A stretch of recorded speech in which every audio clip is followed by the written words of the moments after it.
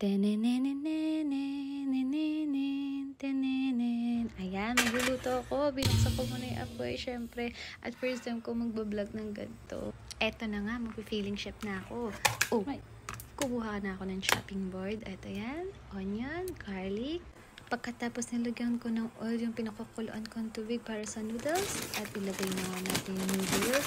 Bowtie noodles ang pinili ko. Wala lang, cute lang. Tapos ayun na, nag-timer na ako ng 10 minutes for the pasta. Kasi yun daw yung pinaka magandang luto ng pasta.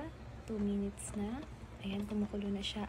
Ipakita ko sa inyo yung tuna flakes and oil at ang ating all-purpose creamer. Nagdagdag ako ng 5 minutes para sa noodles. At dahil mahirap ako, meron akong spinach.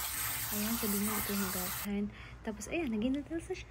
Charot! Naglagay na nga ako ng mantikilya. Huwag nyo nalang pansinin yung kawali. At nilagay ko na yung onion at garlic. At kapag nag-translucent na ang onion, ilagay na natin ang tuna. Kasama yung sabaw. Ayan, dalawa yung nilagay natin. At may trivia ako sa inyo. Kailangan ibalik nyo yung takip dun sa lata para hindi masusugatan yung mga namamasura.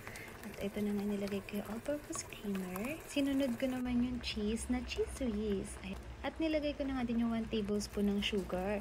Tapos sinalo ko at hinintay makulo. Sarap. Tapos nilagay ko na rin yung paminta, asin, at yung spinach. Charan! Ito na siya ngayon. At ang pinakahuli dun tayo sa healthiness. Lagyan natin ng parsley.